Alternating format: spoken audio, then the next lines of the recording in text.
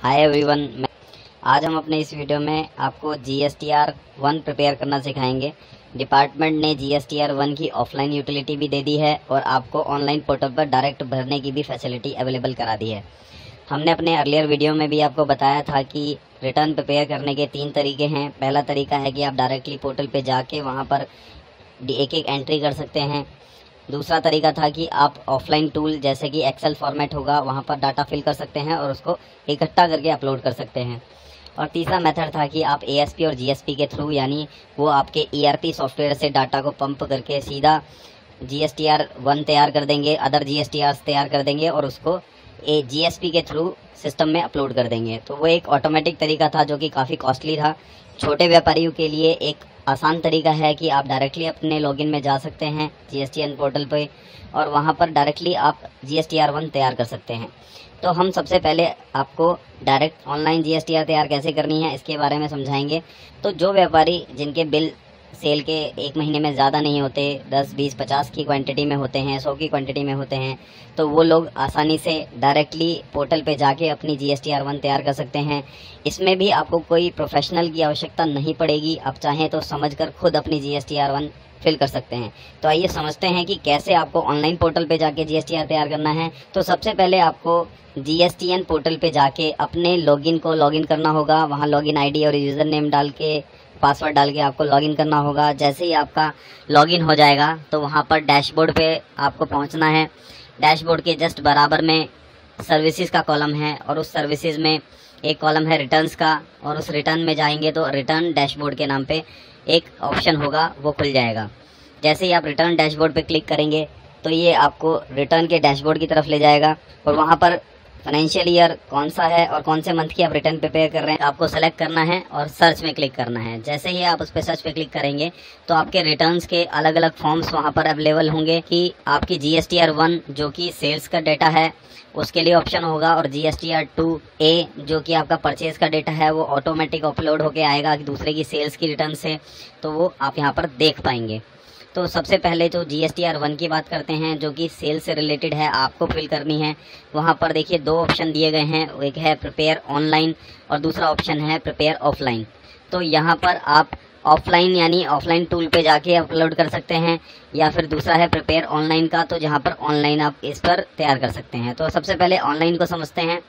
Online पे जैसे click करेंगे तो यहाँ पर कुछ डिटेल्स आपकी ऑटोमेटिक फिल्ड आएंगी और कुछ आपको यहाँ पर डालनी है।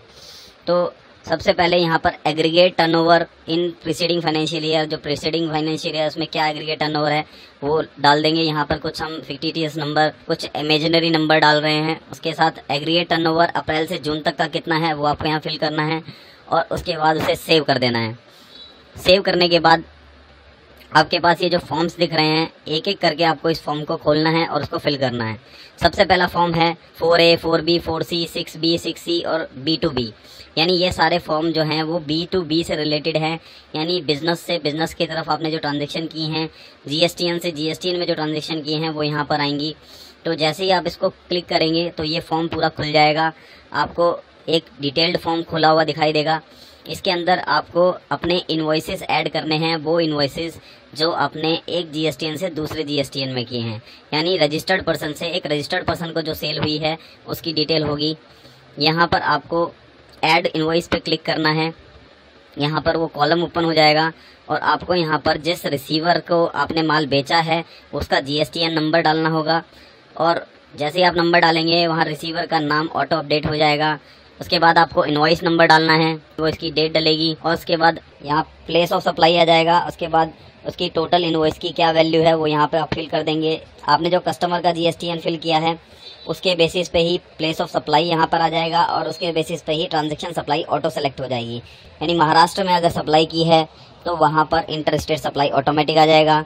अब आपको इस इनवॉइस के साथ यहाँ टिक करना है कि ये सप्लाई रिवर्स चार्ज अट्रैक्ट करती है या नहीं, और आप ये सप्लाई जो है वो ई-कॉमर्स के थ्रू है या नहीं। इन दोनों में से अगर कोई सप्लाई है तो आप यहाँ टिक करके आगे बढ़ जाएंगे। उसके बाद आपको यहाँ पर इनवॉइस की डिटेल फिल करनी होगी, टैक्स डिटेल, जिस रेट का भी टैक्स है 0%, 0.25%, 3%, 5%, 12%, 18% और 28%। तो जिस भी रेट की सप्लाई है उस रेट की टैक्सेबल वैल्यू यहाँ पर आपको डालनी है, यानी जिस वैल्यू पर टैक्स कैलकुलेट होना है वो वैल्यू यहाँ पर डलेगी और उसके बाद ऑटोमेटिक आपका टैक्स कैलकुलेशन हो जाएगा। और फिर सेव के बटन पे क्लिक करेंगे तो ये डाटा सेव हो जाएगा। इस तरह से आपका एक इनवॉइस वहाँ पर ऐड हो जाएगा और आपको एक एक करके सारे इनवॉइस इसी तरह से ऐड करने होंगे। तो ये प्रोसेस जो है वो कम बिल वालों के लिए ज़्यादा सुटेबल है, वो डायरेक्टली एक एक इनवॉइस ऐड कर सकते हैं। फिर सेकेंड फॉर्म जो है वो 5A 5B यानी B2C लार्ज इनवॉइसेस के बारे में है। तो यहाँ पर लार्ज इनवॉइसेस से मतलब है कि 2.5 लाख रुपए से ज़्यादा का इनवॉइस जो है और आपने अनरजिस्टर्ड को इंटर स्टेट सप्लाई किया है, तो वहाँ पर आपको ये सेकंड फॉर्म फिल करना होगा। फॉर्म को क्लिक करेंगे तो क्लिक करने के बाद ये भी फॉर्म डिटेल में एक बार खुल जाएगा, जहाँ पर आपको डिटेल इसकी मेंशन करनी है। यहाँ पर भी आप ऐड इनवॉइस पे क्लिक करेंगे, प्लेस ऑफ सप्लाई सेलेक्ट करेंगे कि कौन से स्टेट में आपने सप्लाई किया है, वो इनवॉइस नंबर क्या है और उसकी डेट क्या है। इंटरस्टेट सप्लाई ऑटोमेटिक फ्री जाएगा क्योंकि यहाँ पर इंटरस्टेट सप्लाई आप फिल कर रहे हैं, और टोटल इनवॉइस की वैल्यू क्या है। तो इस तरह से आपका टोटल इनवॉइस डिटेल यहाँ पर फिल हो जाएगा। उसके साथ साथ आपने अगर वो ई कॉमर्स के थ्रू सप्लाई किया है तो आपको यहाँ टिक करना होगा कि वो ई कॉमर्स के थ्रू सप्लाई है, और फिर आइटम डिटेल के अंदर किस रेट का आइटम था वो उस रेट का टैक्सेबल वैल्यू यहाँ पर आपको कैलकुलेट करके देनी है कि इनवॉइस की टैक्सेबल वैल्यू क्या थी। जैसे ही आप यहाँ पे टैक्सेबल वैल्यू फिल करेंगे यहाँ पर ऑटोमेटिक टैक्स कैलकुलेट हो जाएगा। अगर आपने यहाँ पर ई कॉमर्स के थ्रू ऑपरेटर के थ्रू सप्लाई टिक की है तो यहाँ पर सेस कैलकुलेशन ऑटोमेटिक हो जाएगा। यहाँ पर डाटा आप सेव करेंगे, उसके बाद नेक्स्ट इनवॉइस के लिए आपको सेव करने के बाद दोबारा इसको ऐड इनवॉइस पर क्लिक करना है और वापस सेकंड इनवॉइस की डिटेल आपको डालनी है। अब इसी तरह से थर्ड फॉर्म है 9B। यहाँ पर क्रेडिट और डेबिट नोट जो आपने रजिस्टर्ड पर्सन को इशू किए हैं उनकी डिटेल आएगी। यहाँ पर आपको ऐड डिटेल पे क्लिक करना है, तो यहाँ पर रिसीवर का GSTN नंबर, क्योंकि आप रजिस्टर्ड रिसीवर को क्रेडिट या डेबिट नोट दे रहे हैं, उसका GSTN नंबर। जैसे GSTN नंबर डालेंगे नेम ऑटो फिल आ जाएगा। फिर डेबिट नोट या क्रेडिट नोट का नंबर यहाँ पर देना होगा। उसके बाद डेबिट क्रेडिट नोट की क्या डेट है, उसके बाद ओरिजिनल इनवॉइस नंबर क्या है जिसके अगेंस्ट में आप डेबिट या क्रेडिट नोट दे रहे हैं, उस ओरिजिनल इनवॉइस की डेट क्या है वो आपको यहाँ फिल करना है। फिर नोट टाइप को सेलेक्ट करना है कि क्रेडिट नोट है या डेबिट नोट है। उसके बाद उस नोट की वैल्यू, क्या वैल्यू उस डेबिट नोट क्रेडिट नोट की है, और ये ऑटोमेटिक इंटरस्टेट सप्लाई है तो यहाँ पर इंटरस्टेट सप्लाई आ जाएगा। और अगर आप किसी विद इन स्टेट सप्लाई वाले का GSTN नंबर डालते हैं तो यहाँ पर वो इंटर स्टेट सप्लाई आ जाएगा। उसके बाद आपको रीज़न फॉर इशूइंग नोट बताना है, डेबिट नोट क्रेडिट नोट आप किस रीज़न से दे रहे हैं। वो रीज़न सेल्स रिटर्न है या वो पोस्ट सेल डिस्काउंट है, डेफिशिएंसी इन सर्विस है या करेक्शन इन इनवॉइस है, change in place of supply है, फाइनलाइजेशन ऑफ प्रोविजनल असेसमेंट है या अदर है। तो इस तरह से आपको अलग अलग रीज़न जो उसके हैं वो सेलेक्ट करने हैं। और उसके बाद अगर वो प्री GST कोई डेबिट क्रेडिट नोट है तो आपको यहाँ पर टिक करना होगा कि ये प्री GST रेजिम है। फिर यहाँ पर आगे टैक्सेबल वैल्यू फिल करेंगे, 0 रेटेड 0.25% या 3%, 5%, 12%, 18% या 28%, जिस भी रेट कैटेगरी का आप डेबिट क्रेडिट नोट इशू कर रहे हैं उसका टैक्सेबल वैल्यू डालेंगे और उसी के सिमिलर इंटीग्रेटेड टैक्स की वैल्यू यहाँ पर आ जाएगी और आप उसको सेव कर देंगे। तो इस तरह से आपको सेव करने के बाद ऐड का ऑप्शन फिर वापस दिखेगा, तो वहाँ पर आपको ऐड करना है और फिर सेकंड डेबिट क्रेडिट नोट को ऐड करना है। तो इस तरह से आप एक एक करके डेबिट क्रेडिट नोट को ऐड करेंगे। फिर नेक्स्ट जो आपको फॉर्म फिल करना है वो क्रेडिट नोट या डेबिट नोट जो अनरजिस्टर्ड को आपने दिए हैं उनकी डिटेल फिल होगी। सिमिलर वहाँ क्लिक करके आप उसको ओपन कर लेंगे। फिर वहाँ पर टाइप जो है वो B2CL यानी कस्टमर जो अनरजिस्टर्ड हैं उनके लिए यहाँ पर डेबिट क्रेडिट नोट नंबर यहाँ पर आ जाएगा। उसके बाद डेबिट क्रेडिट नोट की डेट आ जाएगी, ओरिजिनल इनवॉइस नंबर आ जाएगा, जिस ओरिजिनल इनवॉइस के अगेंस्ट में आप ये डेबिट क्रेडिट नोट दे रहे हैं उसकी डेट आ जाएगी, नोट का टाइप आ जाएगा, क्रेडिट नोट है या डेबिट नोट है, नोट की वैल्यू आ जाएगी, और इंटरस्टेट सप्लाई है या इंट्रास्टेट सप्लाई है वो ऑटोमेटिक आपके GSTN नंबर के थ्रू आ जाएगा। Reason for debit credit note देना है, सेल्स रिटर्न है, पोस्ट सेल डिस्काउंट है, डेफिशिएंसी इन सर्विस है, करेक्शन इन इनवॉइस है, change in place of supply है, फाइनलाइजेशन ऑफ प्रोविजनल असेसमेंट है या फिर अदर रीज़न है। तो यहाँ पर सेलेक्ट करना है। उसके बाद आप जो डेबिट क्रेडिट नोट दे रहे हैं अगर वो प्री GST रेजिम है तो वो टिक करना है। फिर उसके साथ टैक्सेबल वैल्यू यहाँ पर रेट के अकॉर्डिंग टैक्सेबल वैल्यू डाल दी जाएगी और वहाँ पर ऑटोमेटिक टैक्स कैलकुलेट हो जाएगा। अगर उस आइटम पर सेस एप्लीकेबल होगा तो वो भी कैलकुलेट हो जाएगा। और यहाँ पर आपको सेव क्लिक करना है तो ये डेबिट क्रेडिट नोट डिटेल यहाँ पर ऐड हो जाएंगी और इसी तरह से आपको फिर ऐड पे क्लिक करके वापस सेकंड डेबिट क्रेडिट नोट की डिटेल यहाँ पर फिल करनी है। फिर आपको नेक्स्ट फॉर्म 6A भरना है जो कि एक्सपोर्ट से रिलेटेड है। यहाँ पर एक्सपोर्ट की डिटेल डालेंगी, एक्सपोर्ट इनवॉइस का नंबर, उसकी डेट, वहाँ पर पोर्ट का कोड, शिपिंग बिल का नंबर, शिपिंग बिल की डेट और टोटल इनवॉइस वैल्यू क्या है वो डल जाएगी। इसके बाद इंटर स्टेट सप्लाई, क्योंकि सारे एक्सपोर्ट को इंटर स्टेट माना जाएगा तो यहाँ ऑटोमेटिक फिल आएगा। उसके साथ साथ आपके पास यहाँ दो ऑप्शंस होंगे जीएसटी टैक्स पेमेंट की, कि आप विद पेमेंट ऑफ ड्यूटी भेज रहे हैं या फिर विदाउट पेमेंट ऑफ ड्यूटी भेज रहे हैं। विदाउट पेमेंट ऑफ ड्यूटी भेजने पर आपके टैक्सेबल वैल्यू यहाँ पर फिल करनी होगी, जिस रेट का आप मटेरियल आप एक्सपोर्ट कर रहे हैं उसकी डिटेल यहाँ फिल करनी होगी, और यहाँ पर टैक्स डिटेल आपकी जो है फिल नहीं होंगी। यहाँ पर टैक्स डिटेल नहीं आएंगी क्योंकि विदाउट टैक्स सेल कर रहे हैं, और अगर आप विद टैक्स भेजेंगे तो यहाँ पर ऑटोमेटिक टैक्स डिटेल कैलकुलेट होकर आ जाएंगी। तो इस तरह से आप वहाँ पर जाकर इसको सेव कर देंगे। सेव करने के बाद एक एक करके इनवॉइसेस आपको ऐड करने पड़ेंगे। इसके बाद आपका 7th कॉलम है B2C, यानी जो आपने बिजनेस टू कस्टमर दिया, कंज्यूमर दिया, जिनका GSTN नंबर नहीं है उनको सेल किया, तो वो डिटेल यहाँ पे होगी। जैसे आप क्लिक करेंगे तो ये पूरा फॉर्म खुल जाएगा। इसके बाद आपको ऐड डिटेल्स पे क्लिक करना है और यहाँ पर आपको स्टेट वाइज अनरजिस्टर्ड को आपने क्या सेल किया है उसकी डिटेल देनी है। आप POS में सेलेक्ट करेंगे तो वहाँ पर डिफरेंट स्टेट्स आ जाएंगे। आप उस स्टेट में आपने टोटल टैक्सेबल वैल्यू कितनी मटेरियल बेचा है, और सप्लाई टाइप यहाँ पर फ्रिज है यहाँ पर क्योंकि आप अनरजिस्टर्ड को दे रहे हैं। फिर यहाँ पर आपको टैक्स रेट सेलेक्ट करना है, किस रेट का आप मटेरियल सेल कर रहे हैं, और वहाँ पर सेव कर देना है। तो इस तरह से आपको अनरजिस्टर्ड के केस में एक तो नेट ऑफ डिस्काउंट और उसके साथ साथ आपको स्टेट वाइज डिटेल देनी है। यहाँ पर इनवॉइस वाइज डिटेल नहीं देनी है, तो आपको यहाँ सेव करना है। सेव करने के बाद सेकंड स्टेट सेलेक्ट करना है जिस स्टेट में आपने अनरजिस्टर्ड को मटेरियल सेल किया है। तो इस तरह से ये डिटेल फिल हो जाएंगी।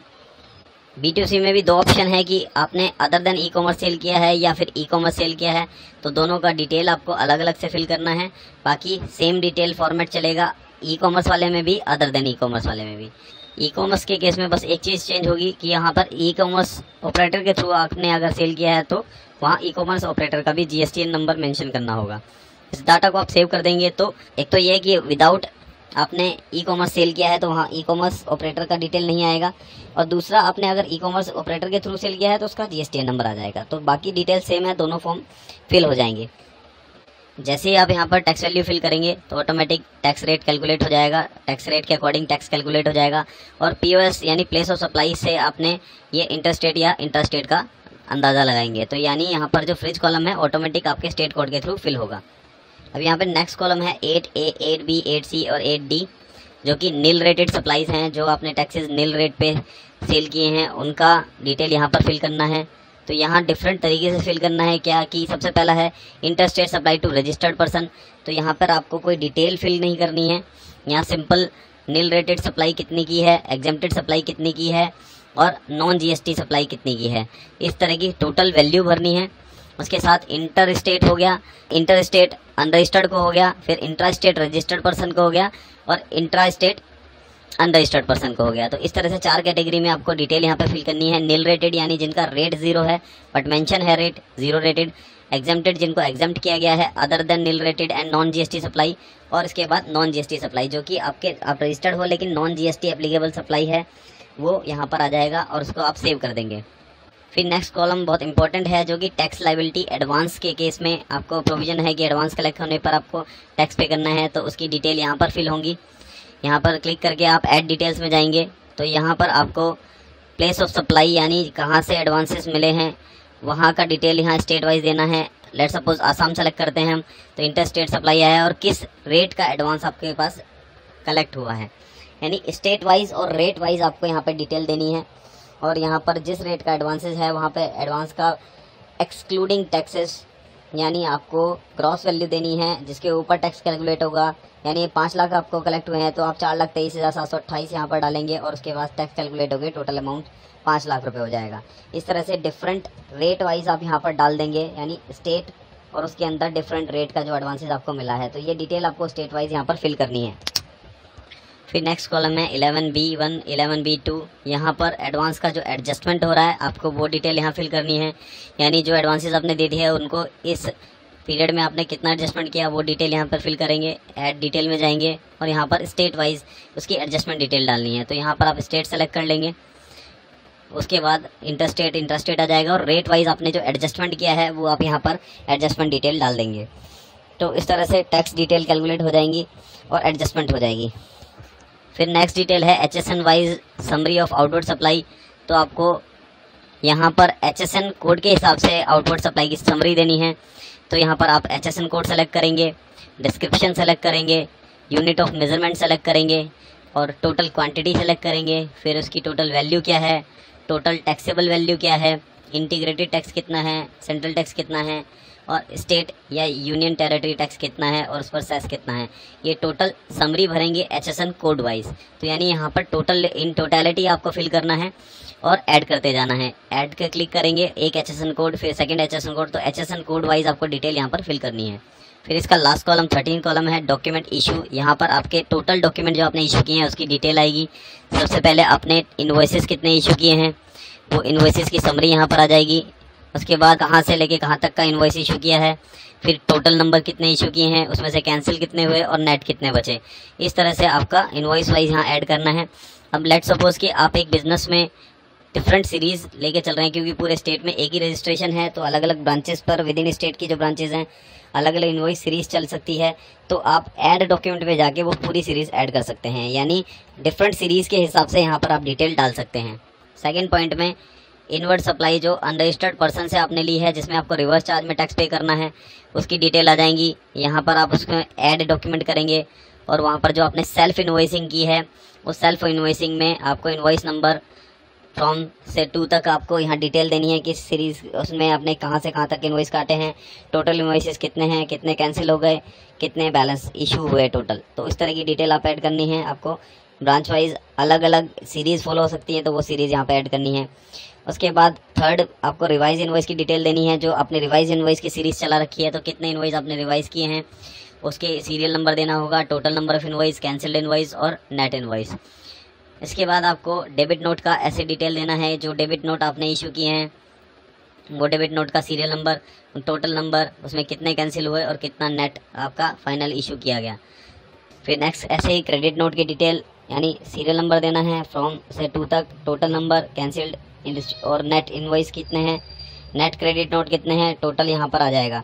इसी तरह से आपको फिर रिसिप्ट वाउचर की डिटेल देनी है कि रिसिप्ट वाउचर आपने कितने इशू किए हैं, सीरियल नंबर उसका, उसके टोटल नंबर, कैंसिल्ड और नेट। फिर 7th कॉलम में पेमेंट वाउचर फ्रॉम से 2 तक इसकी सीरीज़, टोटल नंबर कितने, कैंसिल कितने और नेट कितने। इसी तरह से ऐड करते चले जाएंगे जो भी अलग अलग अगर सीरीज़ आप फॉलो करते हैं। फिर 8th कॉलम में रिफंड वाउचर्स आपने जितने इशू किए हैं उसकी डिटेल फिल करनी है। उसके साथ साथ फिर 9th कॉलम में आपको डिलीवरी चालान जो आपने जॉब वर्क के लिए इशू किए हैं उनकी डिटेल फिल करनी है। कितने टोटल नंबर इशू किए, कितने कैंसिल किए, कितने बैलेंस फाइनल रहे, उनकी डिटेल देनी है। फिर 10th कॉलम में आपको डिलीवरी चालान और जो सप्लाई अप्रूवल बेसिस पे हुई है वो डिलीवरी चालान के थ्रू ही होगी तो उसकी डिटेल आपको फिल करनी है। 11th कॉलम में delivery challan in case of liquid gas, उसके केस में भी सेम आपको डिलीवरी चालान के थ्रू जो मटेरियल भेजा है वो डिटेल फिल करनी है। फिर 12th कॉलम में डिलीवरी चालान जो कि 9 और 11 से अलग हैं तो उनकी डिटेल यहाँ पर फिल करनी है। तो 9 में कौन से थे, 11 में डिलीवरी चालान जो एक लिक्विड गैस से रिलेटेड है और 9 में डिलीवरी चालान जो जॉब वर्क से रिलेटेड है, उनको छोड़ के जो अदर चालान है वो यहाँ पर 12 कॉलम में आ जाएंगे।